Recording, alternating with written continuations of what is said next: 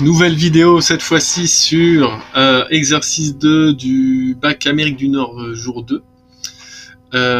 C'est de la géométrie dans l'espace, un exercice assez simple, on voit qu'il y a 5 points, 5 questions, on est plutôt content. Enfin, la question 2 est divisée en 3. Je me présente, c'est Damien Frété, pour ceux qui ne me connaissent pas, je suis prof privé depuis maintenant 10 ans, j'ai aidé plus d'une centaine d'élèves à réussir leur bac. Si vous avez besoin, en dessous de la description, dans la description, il y a les 30 questions-réponses que j'ai préparées qui vous résument un peu ce qu'il faut savoir absolument pour le bac de maths de cette année. C'est des questions qui tombent quasiment tous les ans, donc vous devez absolument les connaître, ces trucs-là. Et si vous avez besoin, vous pouvez réserver un appel avec moi. On fera un petit bilan de 10-15 minutes et on verra, on fera un plan d'action tout simplement, de savoir ce que vous avez besoin. Si vous pouvez intégrer mon accompagnement Excellence Bac, qui permet de booster vraiment vos résultats pour le bac, si vous voulez une bonne moyenne, si vous voulez aussi comprendre un peu les notions de cette année. Et voilà. C'est parti, du coup je dépouille cet exercice. Tac, tac, tac. Donc, très facile. Là, on voit qu'on a du vecteur normal. Donc, on va devoir prouver qu'il est normal. Ici, trouver des points sur une figure. Ça, je pense que vous gérez tous sans trop de soucis. Là, on voit qu'on a une équation de plan. Donc voilà, il va falloir faire une équation de plan. Ici, une petite question un peu différente. Prouver que des plans sont parallèles. Visiblement, on va voir comment on fait. Équation paramétrique de droite. Ça, c'est vraiment une question hyper standard. Intersection entre une droite et un plan, parfait, nickel, ça aussi c'est une question standard. Et à la fin, la fameuse question sur le projeté orthogonal. Du coup, on va voir comment on fait. Donc ça va, un exercice pas trop, qui n'a pas l'air trop violent. Bon, c'est de la géométrie, en général, c'est aussi simple que les probas à peu près. Un petit peu plus dur que les probas, mais c'est des exos sur lesquels on peut viser 4 voire 5 sans trop de problèmes, ok. Du coup, question 1, trouver F, H et M. Easy ça, je pense. Tac, tac, tac. F, il est là. Déjà, je vais regarder ici comment est mon repère. Mon repère, son centre, c'est A. Ok, donc à A, c'est 0, 0, 0. I, c'est le premier axe. I, A, il fait ça. Donc, faut pas se faire avoir. Ça veut dire que là, il nous faut 3 I pour aller jusqu'à B. Ok. AD, c'est 1. Donc ça, c'est bien 1. Et AE, c'est 1 aussi. Donc là, il n'y a pas de souci pour les autres trucs. C'est juste là, ils nous ont piégés. Du coup, pour aller jusqu'à F, on fait 3, 1 en hauteur. Ok, donc on fait 3, 0 vers le fond et 1 en hauteur. Ensuite, pour aller jusqu'à D, on fait 0, 1, 0. 0, 1, 0. Pour aller jusqu'à E, on fait 0, 0, 1. 0, 0, 1. Voilà, tout bête. Ensuite, donc là on a déjà, je sais pas, au moins 0,5 ou 0,75 là. Easy, hein. Ici, montrer que le vecteur normal machin est normal au plan. Ok, d'accord. Donc pour montrer qu'un vecteur est normal à un plan, qu'est-ce qu'on fait? On doit prouver qu'il est normal à deux vecteurs de ce plan, deux vecteurs directeurs de ce plan. Donc on a HMF, du coup on va faire HM par exemple, et HF. On aurait pu en choisir deux autres. Moi je m'embête pas, je prends ça comme ça. HM, du coup M. Je vais faire ça pour que ce soit bien fait quand même. M c'est celui-ci, donc 0, 0, 1, moins H. H c'est 0, 1, 0. Ici, F c'est 3, 0, 1, moins H, 0, 1, 0. Et je calcule mes deux vecteurs. Donc ici ça fait 0, moins 1, 1. Ici ça fait 3, moins 1, 1. Maintenant, je vais faire le produit scalaire entre N et HM. HM. Ok.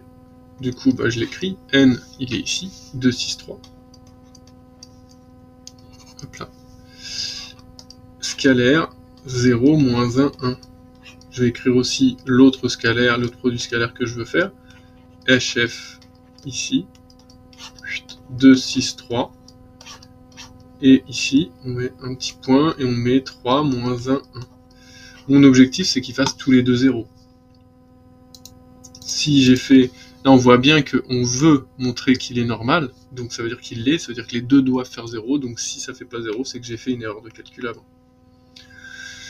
Donc 0, 2 fois 0, je vous détaille le premier, plus, on va faire moins 1 fois 6, plus 3 fois 1. Ok. Donc ça fait 0, moins 6, plus 3. Ah, ça fait moins 3. Donc il doit y avoir un souci. Le deuxième, 2 fois 3, 6. Ok. Moins 6, plus 3. Ah, on obtient 3. Du coup, j'ai peut-être fait une erreur de calcul. On va revérifier quand même. Ouais, il est censé être normal. Hein. Donc 2, 6, 3. M 0, 0, 1. H 0, 1, 0. Peut-être que j'ai fait une erreur dans... non, j'ai pas fait d'erreur là-dedans. Voilà, un bon exemple de comment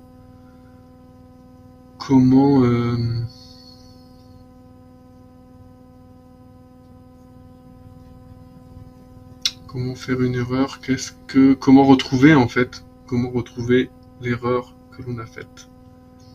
HM, HF, ok,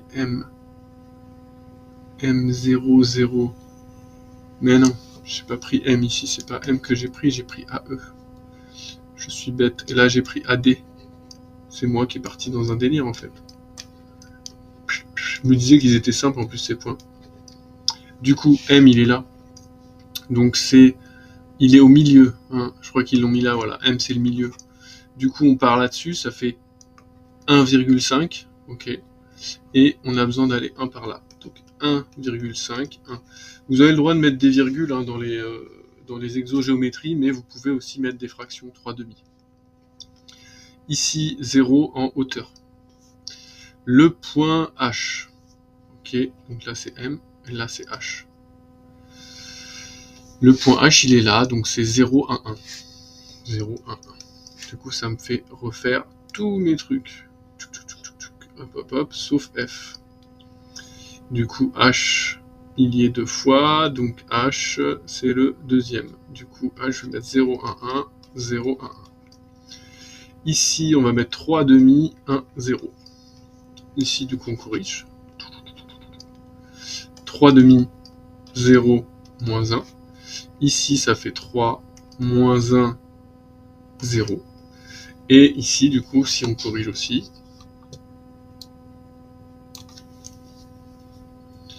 tac, tac, tac, 3/2, hop là, 0, moins 1. Et ici, 3, moins 1, 0. Du coup, on refait. Là, ça nous donne,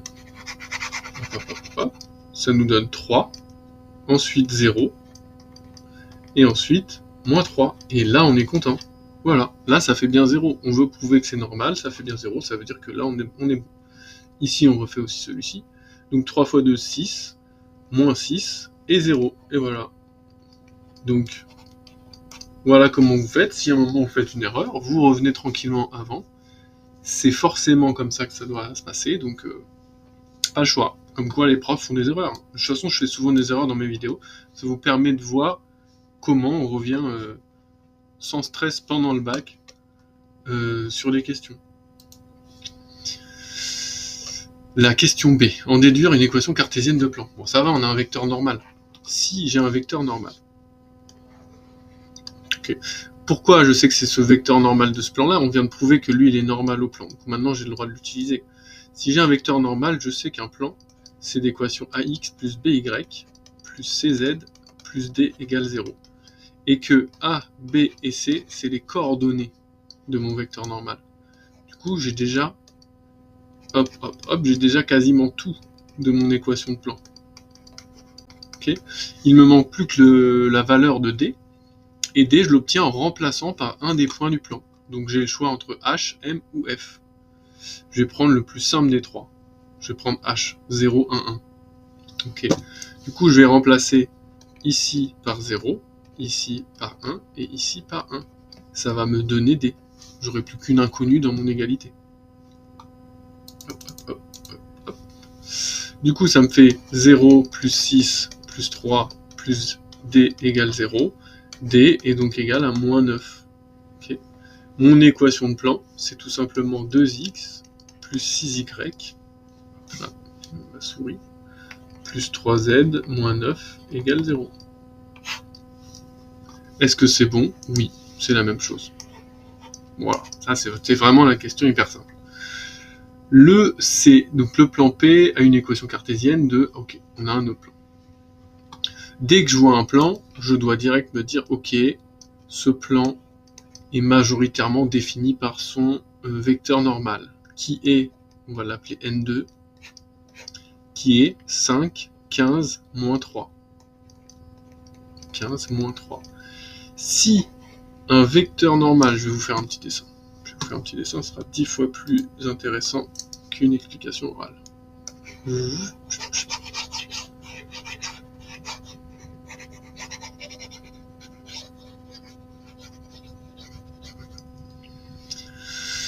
J'ai un plan. Ok, il a un vecteur normal. Ce vecteur normal, il est perpendiculaire à ce plan. On nous dit orthogonal, mais c'est pour mieux se comprendre là, entre nous. Il est perpendiculaire au plan. Si je veux qu'un autre plan soit parallèle à ce plan en bas, je ne peux pas trop vérifier comme ça. Le plus simplement pour vérifier, c'est si j'ai un autre vecteur normal à ce plan ici, qui lui est perpendiculaire aussi, hein, qui est orthogonal au plan, bah, j'ai juste à regarder si ces deux vecteurs-là normaux sont parallèles entre eux. Parce que s'ils sont parallèles entre eux, mes deux plans sont parallèles aussi entre eux. Et bah, du coup, voilà, je regarde juste les deux vecteurs normaux. Okay. Je dis parallèle pour les vecteurs, mais c'est collinéaire hein, quand on parle d'un vecteur. C'est juste pour qu'on se comprenne mieux.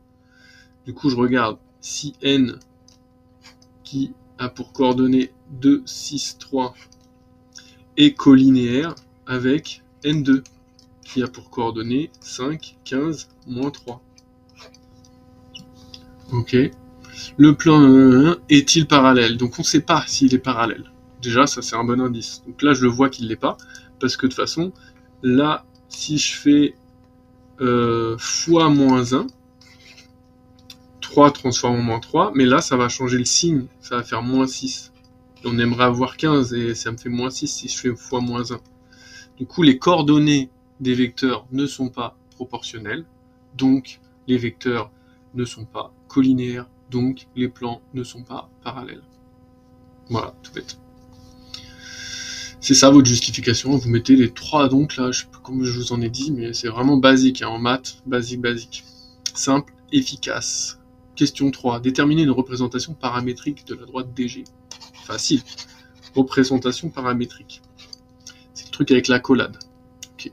La droite DG, si elle s'appelle DG, ça veut dire qu'elle a 2 points D et G, et en plus, on peut, grâce à DG, trouver le vecteur directeur de la droite. C'est le vecteur DG. On a juste besoin d'un point, par exemple le point D, et d'un vecteur directeur pour trouver les coordonnées, enfin pour trouver l'équation paramétrique de la droite DG. Du coup, G, il est où?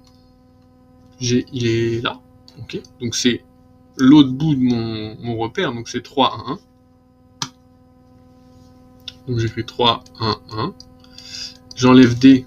D, il est où? Il est juste ici, ça va, c'est 0. Pardon, 0, 1, 0. 0, 1, 0. Voilà. Donc ça me fait 3, 0, 1. D, je le réécris ici, j'en ai besoin pour après. 0, 1, 0. Donc j'écris X, Y, Z pour ma droite. Je mets un premier point, celui-là que je veux, donc j'ai choisi D. J'aurais pu mettre G si je voulais. Et ensuite, j'ajoute le vecteur directeur collé au paramètre T. Donc 3T, 0T, 1T. Voilà. Et je dis que T, c'est moi qui le crée et il appartient à R. Voilà. Tout bête, j'ai mon équation paramétrique. Donc c'est pareil, là, ça m'a pris quelques secondes pour la faire. Donc un exercice pas trop difficile, là, on a de la chance. Ensuite, on appelle N le point d'intersection. Intersection entre une droite et un plan. Je vais copier l'exercice et on va continuer en dessous. Hop. Donc, si je veux faire l'intersection entre la droite et le plan, déjà, par réflexe. Donc c'est le plan qui? Le plan HMF. Donc c'est celui qu'on a trouvé ici. Donc j'écris mon équation de plan. Moins 9 égale 0. J'écris mon équation de droite, donc elle est là-haut.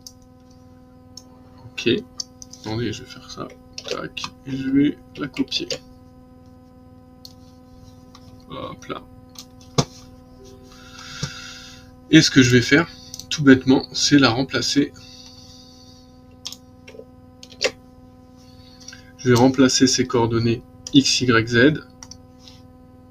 Hop, je vais prendre... Tac, tac, tac. Je vais remplacer ces coordonnées x, y, z dans les coordonnées de mon plan. Et mon but, ça va être d'obtenir t, okay, le paramètre. Si je trouve une valeur de t, ça veut dire qu'il y a une intersection. Et je vais devoir me servir de cette valeur de t pour trouver la valeur de cette intersection. Et comme ils disent qu'il y en a un, ça veut dire que c'est censé fonctionner. Donc si on fait une erreur de calcul, il faudra se remettre en question. Tac, 0 plus 3t, plus 6 facteur de 1 plus 0t, ok, plus 3 facteur de 0 plus 1t, moins 9 égale 0. Un petit peu juste là-haut. Donc ça me fait 6t, plus 6, plus 3t, moins 9 égale 0. Ok. Donc j'ai 9t, moins 3, je passe de l'autre côté, égale 3. J'ai t égale 3 sur 9, ce qui me fait 1 sur 3. Rien de fou là pour l'instant. Et comme on a trouvé t, donc là c'est bon. Si on aurait retrouvé, je sais pas, en fait les t se seraient supprimés, par exemple on aurait eu 4 égale 7. Bah là c'est impossible, donc ça veut dire qu'il n'y a pas d'intersection. Ça arrive des fois que si on vous demande y a-t-il une intersection, donc là on aurait trouvé un truc impossible, incohérent, on n'aurait pas trouvé t quoi. On aurait dit qu'il n'y a pas d'intersection. Maintenant que j'ai t, je le remplace dans mon équation de droite, ici. Ici, je remplace tous mes t par 1 tiers, donc ça me donnera les coordonnées du point. Le point s'appelle comment? Je vais faire comme ça. Le point s'appelle n. Du coup, n, ce sera 0 plus 3 fois 1 tiers. 1 plus 0 fois 1 tiers. Je réécris les 0, mais si vous voulez, vous pouvez... déjà, à cette étape, on aurait pu les enlever. Hein. Mais c'est pour vraiment être studieux et vous montrer tout ce qui se passe. Et là, 1 fois... Enfin, 0 plus 1 fois 1 tiers. Donc, mon point n, c'est 1. 1. Et 1 tiers. Ok. Donc là, on n'a pas pu vérifier, malheureusement. On ne sait pas si on a bon. Est-ce que... il y a un truc là, non, on ne sait pas. Du coup, on verra. Ça a l'air d'être cohérent. Les valeurs tombent bien. On n'a pas 26 37e, ou un truc comme ça. Ça a l'air pas mal. Le point R de coordonnées. Ok, on a le point R. C'est le projeté orthogonal du point G. Ok. On va essayer de faire notre petite figure. Le point G, il est là. Notre plan, c'est H, M, je sais plus c'est lequel, HF, M, c'est ça. Et du coup, on veut que R soit... Est-il le projeté orthogonal de G sur ce fameux plan? Ok. Nous, on a trouvé l'intersection entre DG, DG elle est où? DG elle est là. Je vais faire ça. Et le plan. On a trouvé ce point-là en gros. N. C'est ce point-là. Bah tiens, on peut vérifier s'il est logique notre point N. 1, 1, 1 tiers. 1, ouais, ça a l'air d'être pas mal. 1, ouais, ça a l'air d'être pas mal. 1 tiers, oui, ça a l'air d'être clairement bon. Déjà, on est bon sur N. Et nous, on veut le point R qui est le projeté orthogonal de G sur HMF. Ok, d'accord. Comment on va faire ce fameux projeté orthogonal?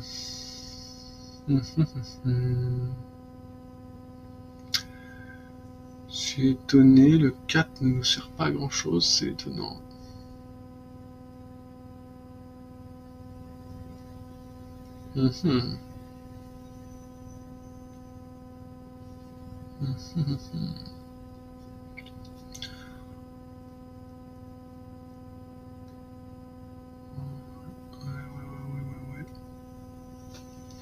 On a quoi? Une équation cartésienne, celle-là ne nous sert à rien, je pense. Déterminer une représentation paramétrique de la droite DG. Ok. Pour HMF, ok. Aire de coordonnées. Ah, ok, d'accord. D'habitude, en fait, il faut faire une intersection de droite avec le plan, justement, ce qu'on a fait au-dessus. C'est pour ça que c'est un peu étrange. Mais là, en gros, il faut vérifier. Comme c'est de la vérification, c'est pas le même calcul que d'habitude. C'est plus simple, en gros. Mais comme on ne le fait jamais, tu vois, même moi, ça m'a fait un peu bugger. Pour vérifier, en fait, on doit juste vérifier que c'est bon. On doit vérifier qu'il appartient. En fait, que ça fonctionne bien. Voilà, c'est ça. Donc, il faut qu'il appartienne au plan, déjà, HMF. On va le faire. Parce que s'il appartient pas au plan, le point R, déjà, il ne sait pas le projeter. Parce que c'est-à-dire qu'il n'est pas projeté dessus. Donc, on va dire regarder ça. Donc, pour vérifier qu'il appartient au plan, on doit remplacer là-dedans. Donc, on doit faire 2 fois 3 plus 6 fois 1 quart. Hop, hop, hop. Plus 3 fois 1 demi, moins 9. Et il faut que ça fasse 0. Donc on ne met pas le égal pour l'instant à 0. Si ça fait 0, ça marche. Si ça fait autre chose, ça ne marche pas. Donc là, ça nous fait 6 plus 3 demi plus 3 demi. Ok.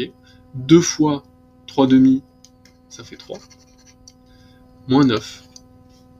En effet, ça fait bien 0. Donc le point R, déjà, il appartient au plan. Maintenant qu'on sait qu'il appartient au plan, on va vérifier qu'il est bien orthogonal au plan. Du coup, pour ça, on va prendre un vecteur du plan.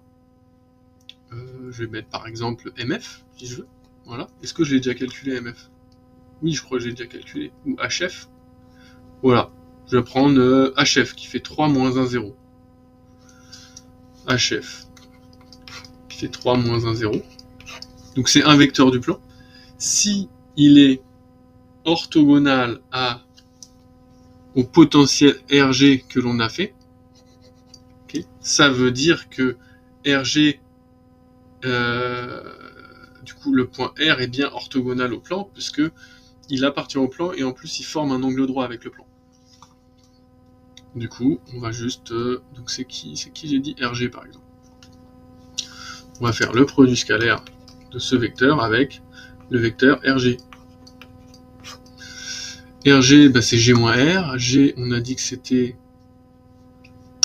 3, 1, 1. Et R, ils nous ont donné 3, 1 quart, 1 demi. Okay. Donc on va faire ce produit scalaire là. Donc ça va être le produit scalaire entre 3 moins 1, 0 et 0, 3 quarts, 1 demi. Là, c'était 1 demi. Donc ça fait 0, moins 3 quarts, plus 0. Donc ça ne marche pas. J'ai moins 3 quarts. Donc ça semble ne pas être correct. Donc le point R n'est pas projeté orthogonal. Puisque sinon, le vecteur, ça devrait faire un angle droit, ça devrait être un produit scalaire nul. Voilà, je vous laisse vérifier tous ces calculs. Normalement, ils sont tous bons. Vous pouvez vérifier le dernier, mais ça me paraît cohérent. Et bon courage pour vos révisions.